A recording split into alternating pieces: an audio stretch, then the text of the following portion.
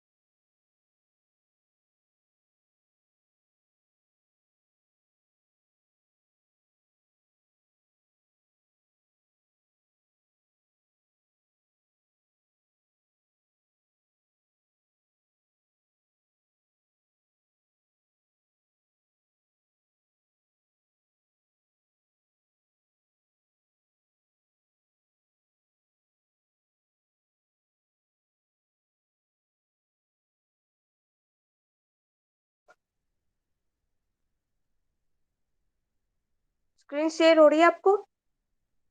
Yes ma'am. Yes ma'am. देखिए इसमें हमने मोनोक्रोमेटिक लाइट ही पास आउट करवाई है, बट इसमें स्ट्रिप हमने नहीं रखी है। तो हमने क्या रखा है, इसमें एक सॉल्यूशन फिल कर रखा है।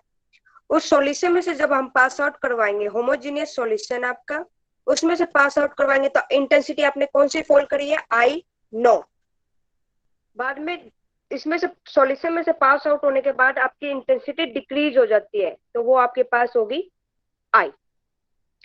When a monochromatic light is passed through a solution of an absorbing substance, the rate of decrease of intensity of light with the thickness, ये कहता है कि माइनस का di/dx से जो आपके पास वो किसके डायरेक्टली प्रोपोर्शनल होगा, इंटेंसिटी के भी और कंसंट्रेशन सॉल्यूशन के भी।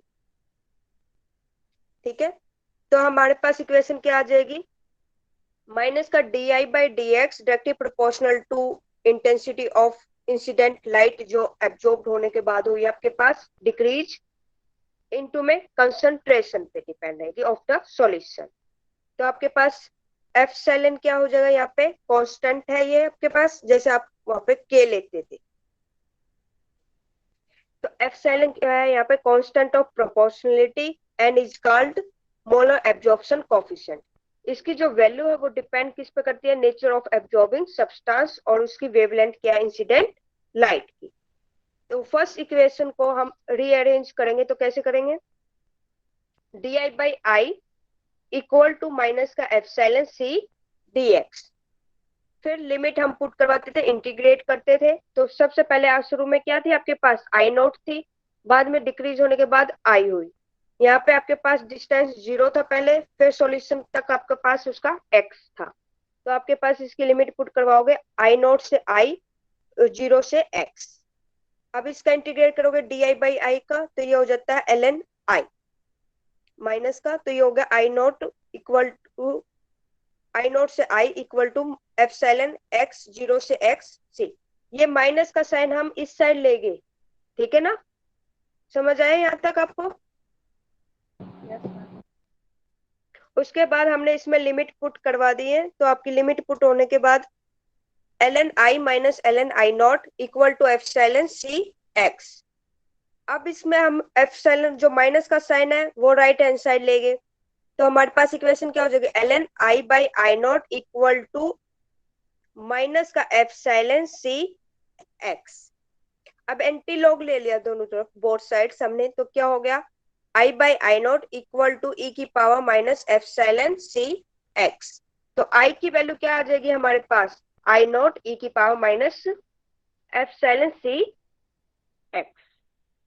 जो इक्वेशन नंबर 5 है वो आपके पास क्या होगी, intensity of a monochromatic light decreasing exponential with the increase in thickness and concentration of absorbing substance. ठीक है, तो आपके पास शुरू में इंटेंसिटी एब्जॉर्ब लाइट क्या होगी, आपने इंटेंसिटी क्या फॉल करी आई नॉट, बाद में क्या डिक्रीज हुई आई, तो वही वैल्यू आपने यहाँ पे पुट कर देनी है। I A equal to I naught minus I, तो आई ए किसके इक्वल हो गया, I naught minus I naught E की power minus epsilon C X. अब जो ये पीछे इक्वेशन थी हमारे पास फोर्थ इक्वेशन, इसको नेचुरल लॉग में हमने कन्वर्ट कर दिया, तो आपके पास वैल्यू आ जाएगी 2.303 log I by I not minus equal to minus का एप्सिलॉन सी एक्स। तो log I by I not हो जाएगा 21 के इक्वल माइनस का epsilon divide by 2.303 C X. इस वाले को हमने कह दिया epsilon dash. Another molar absorption coefficient या एक्सटिंक्शन कोफिशिएंट या मोलर एब्जॉर्बिलिटी। ठीक है, जो ये हमारे पास लॉग इक्वेशन नंबर 6 है, इसको हम कैसे लिख सकते हैं, log I by I not equal to minus का एप्सिलॉन डैश सी एक्स। तो आई बाई आई नॉट क्या हो जाएगा, दोनों तरफ एंटी लॉग लेंगे तो 10 की power minus epsilon dash c x हो जाएगी। तो आई किसके इक्वल हो जाएगा, आई नॉट इंटू में 10 की power minus epsilon dash c x. जो ये डॉटेड से दिखाया गया है ये हाई कंसंट्रेशन कर्व है, ये आपके पास स्ट्रेट लाइन से थोड़ी सी डिक्रीज होना स्टार्ट हो जाती है। अगर आपके पास लो कंसंट्रेशन हो तो स्ट्रेट लाइन जाएगी आपके पास। तो ये जो कर्व है वो शो करती है bears law at high concentration of the solution, जब हमने यूज किया हो। यहाँ तक आपको समझ में आ गया।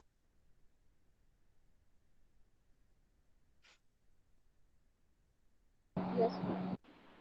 फिर इसकी लिमिटेशन, सबसे पहले लिमिटेशन ये होल्ड करता है good only for monochromatic light, इसमें हम सिंगल मोनोक्रोमेटिक लाइट ही यूज कर सकते हैं। ठीक है, सेकंड इसकी एप्लीकेबल है आपके पास ये डाइल्यूट सॉल्यूशन के लिए होता है, जिसमें हम हाई कंसंट्रेशन डेविएशंस ऑब्जर्व कर सकते हैं।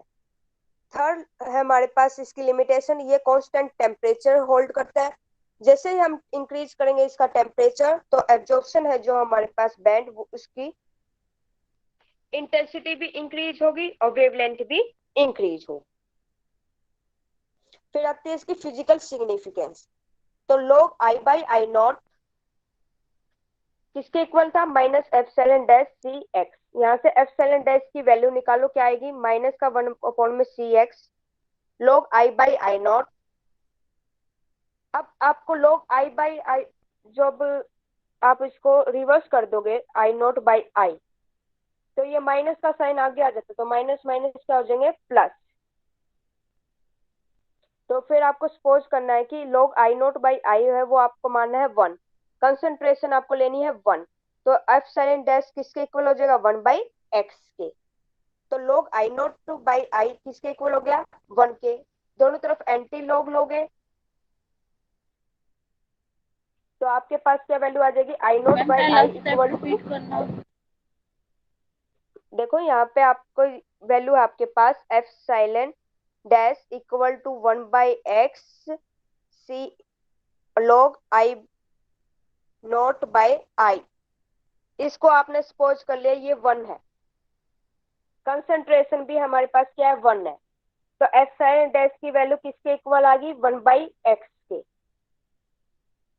log आई नॉट बाई आई है वो आपने 1 के इक्वल मानना है, दोनों तरफ आप क्या लोगे एंटी लॉग, तो आपके पास क्या आ जाएगा I naught by I equal to 10। तो आई किसके इक्वल आ गया 1 बाई 10 आई नॉट। तो मोलर एब्जॉर्प्शन कोफिशिएंट में be defined as the reciprocal किसके होगा, थिकनेस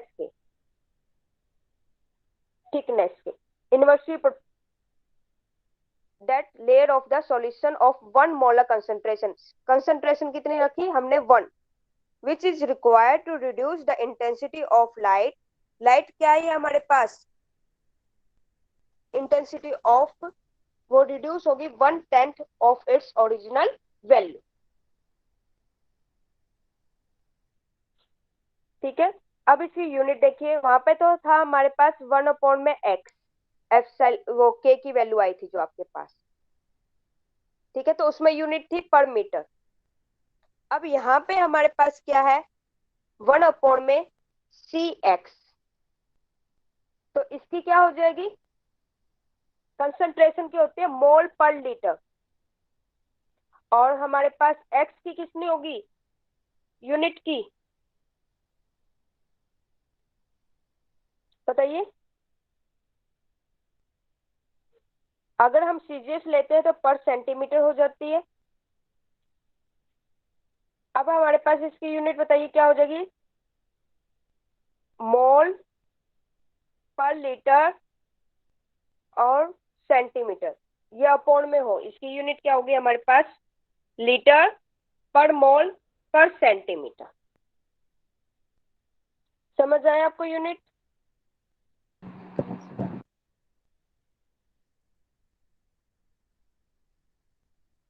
यूनिट तक समझ आया आपको सर? यस उसके मैम। बाद है Yes, हमारे पास ma'am. शॉर्ट, ओके, उसके बाद है शॉर्ट डेफिनेशन है हमारे पास। सबसे पहले है ट्रांसमिटेंस।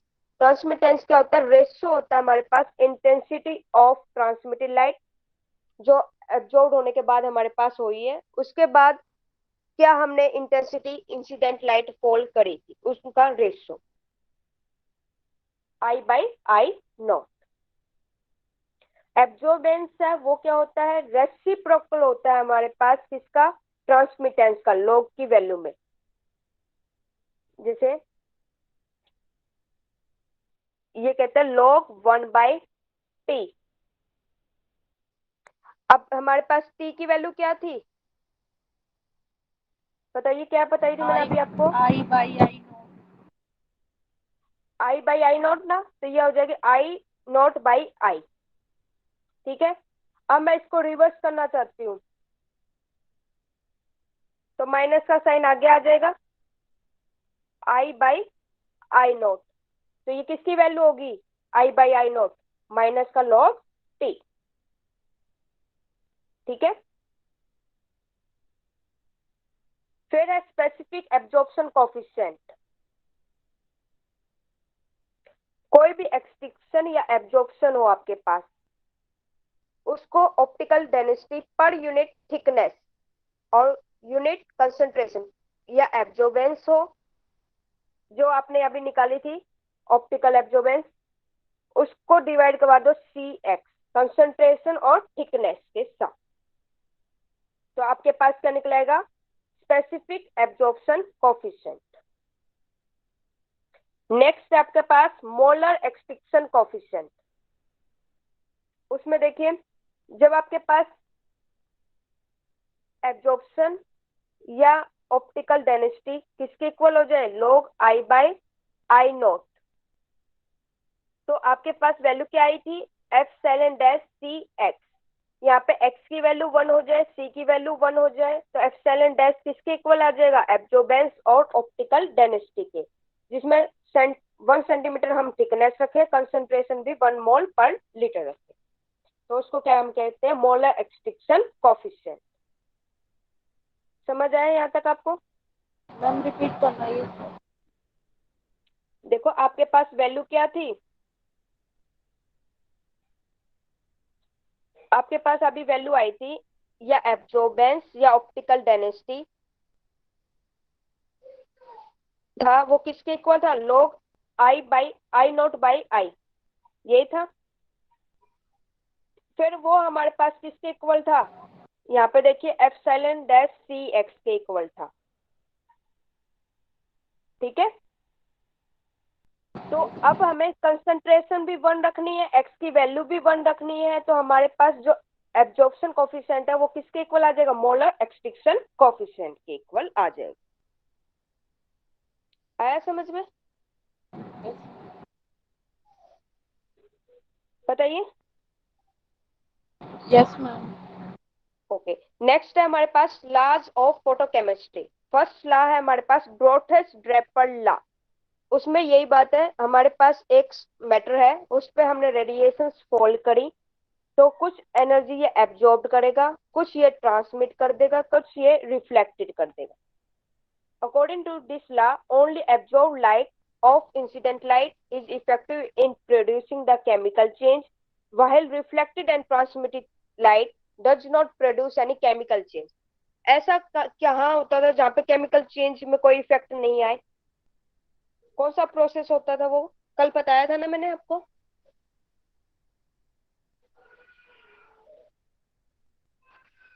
कौन सा प्रोसेस होता था बताइए? Photochemical. Photophysical process. Photochemical process में तो आपके पास एब्जॉर्ब हो जाता था ना, केमिकल रिएक्शन में चेंज होता था कुछ ना कुछ, इसमें प्रोड्यूस ही नहीं होगी आपके पास केमिकल रिएक्शन। तो वही पॉइंट, फुलरेंस में क्या था, इंटेंसली होते थे। फॉस्फोरेंस में क्या था, आफ्टर सम टाइम के बाद होता था। एक आप रेडिएशन लेस वाला लेते थे पार्ट्स, उसको कोलाइड करवाते थे किसी भी मॉलिक्यूल के साथ। ए आपके पास मॉलिक्यूल है, उसको आपने ए स्टार्स के साथ किसी फोटो एक्टिवेटिव मॉलिक्यूल के साथ रिएक्ट करवा दिया, वो एब्जॉर्ब करेगा, उसकी इंटेंसिटी वो किसके इक्वल हो जाएगी, A2 के। ठीक है, इतनी लाइट एनर्जी ये एब्जॉर्ब नहीं कर पाता, इसलिए हम कौन सा एक अनदर मॉलिक्यूल करते हैं ऐड इसके साथ, कि वो इतनी एनर्जी एब्जॉर्ब कर ले कि हमें वो प्रोडक्ट में कन्वर्ट करने के लिए हेल्प करे। उस कंपाउंड को क्या कहते हैं, मॉलिक्यूल का हम फोटोसेंटाइजर। जैसे कल हमने एग्जांपल लिया था chlorophyll, photosynthesis in plants. Chlorophyll वो सनलाइट से एनर्जी एब्जॉर्ब करता है, फिर वो प्लांट्स को देता है, तो उससे क्या होता है, फर्दर फोटोसिंथेसिस होती है। ठीक है, तो ये था हमारे पास ग्रोथस ड्रेपर लॉ। समझ आया आपको? Yes, ma'am. सेकंड है हमारे पास Stark Einstein law. Stark Einstein law में क्या है, फोटोकेमिकल रिएक्शन में जितने नंबर ऑफ मॉलिक्यूल्स, एटम्स या मॉलिक्यूल्स हम एब्जॉर्ब करवाए, उतने ही नंबर ऑफ फोटॉन्स हमारे पास क्या होंगे, लाइट के एब्जॉर्ब करेगा। एनर्जी किसके डायरेक्टली प्रोपोर्शनल है, फ्रीक्वेंसी के। तो हम एच क्या है यहाँ पे, प्लैंक कांस्टेंट। जितने नंबर ऑफ मॉलिक्यूल्स या एटम्स हमारे पास रिएक्ट करवाएंगे हम फोटोन ऑफ लाइट, उतने ही हमें क्या देगा, number of photons absorb light के लिए हम लेने पड़ेंगे। ठीक है, जितने नंबर ऑफ मॉलिक्यूल्स हमारे पास एक्टिवेटेड होंगे, उतने ही नंबर ऑफ मॉलिक्यूल्स हमारे पास क्या होंगे, फोटॉन्स एब्जॉर्ब करेंगे। ठीक है, तो एक मॉलिक्यूल है तो एक ही फोटॉन्स एब्जॉर्ब करेगा, एच न्यू। अगर दो होते हैं तो हमारे पास यहाँ पे 2 एच न्यू आ जाता। ठीक है, तो हमारे पास एनर्जी है वो किसके इक्वल हो जाएगी, equal to h nu. N क्या है यहाँ पे, एवोगैड्रो नंबर। न्यू को इसने लिख दिया C/λ। तो एनर्जी है उसको हमने कह दिया, आइंस्टाइन ने एक कहा था, स्टार्क आइंस्टाइन था हमारे पास साइंटिस्ट, उसने क्या कहा था, क्वांटिटी ऑफ एनर्जी एब्जॉर्ब्ड पर mole of the reacting substance या 1 मोल ऑफ फोटॉन्स, वो हमें क्या देगा, प्राइमरी फोटोकेमिकल रिएक्शन। जो आप क्वांटम हिल्ड में मैकेनिज्म समझोगे, उससे आप समझोगे कैसे आपको करना पड़ता है। ठीक है, यहाँ तक समझ में आया आपको स्टार्क आइंस्टीन? Yes, फिर ma'am. आती है सीजीएस यूनिट और एसआई यूनिट एनर्जी की। ठीक है, तो सीजीएस यूनिट में हमारे पास जो एच की वैल्यू होती है वो देखो क्या होती है, प्लैंक कांस्टेंट की 6.626 इंटू 10⁻⁻27 अर्थ सेकेंड। एन की क्या होती है, 6 एवोगैड्रो नंबर की 6.022 इंटू 10⁻23 पर मोल। स्पीड ऑफ लाइट की क्या होती है, 3 इंटू 10⁻10 सेंटीमीटर पर सेकेंड। लैम्डा की क्या होती है, सेंटीमीटर। ये सारी वैल्यू हमने इस फॉर्मूले में पुट कर दी, हमारे पास वैल्यू क्या आ गई, 119.7 इंटू 10⁻6 डिवाइड बाय लैम्डा अर्थ पर मोल। अब इसको कैलोरी में चेंज करेंगे तो हमारे पास जो 4.184 इंटू 10⁻7 है उससे डिवाइड करवा देंगे इस इक्वेशन को, तो ये कैलोरी पर मोल में इक्वेशन आ जाएगी। इसको सोल्व किया तो हमारे पास इक्वेशन आ गई 2.86 डिवाइड बाय लैम्डा कैलोरी पर मोल। लैम्डा को हम एंगस्ट्रॉम में भी कर सकते हैं, तो क्या हो जाएगा, 1 एंगस्ट्रॉम किसके इक्वल होता है, 10⁻⁻8 सेंटीमीटर। तो ई की वैल्यू क्या आ जाएगी हमारे पास, 2.86 इंटू में 10⁸ डिवाइड बाय लैम्डा कैलोरी पर मोल। ठीक है, तो हमारे पास वैल्यू आ गई है 2.86 बाय लैम्डा 10⁵ किलो कैलोरी पर मोल। किलो में चेंज करेंगे तो हमारे पास इसको 1000 से डिवाइड करवा देंगे तो 10 की पावर 5 में चेंज हो जाएगी। ये समझ आया आपको सीजीएस यूनिट? फिर है एसआई यूनिट। एसआई यूनिट में देखिए एच की वैल्यू क्या होती है 6.626 इंटू 10 की पावर -34 जूल सेकेंड। एन की वैल्यू क्या होती है 6.022 इंटू 10 की पावर 23 पर मोल। सी की वैल्यू क्या होती है 3 इंटू 10 की पावर 8 मीटर पर सेकेंड। लैम्डा की वैल्यू एसआई में क्या होती है मीटर। ये सारी वैल्यू हमने यहाँ पे पुट करी, कैलकुलेट करी, तो हमारे पास वैल्यू क्या आई 0.1197 बाई लैम्डा जूल पर मोल। अब इसको किलो जूल में हमने चेंज कर दिया तो हमारे पास वैल्यू आ गई है 11.97 इंटू में 10 की पावर -5 बाई में लैम्डा किलो जूल पर मोल। आज इतना ही करेंगे। यहाँ तक समझ में आया आपको? Yes, ma'am. कोई प्रॉब्लम? No, ma'am. ओके,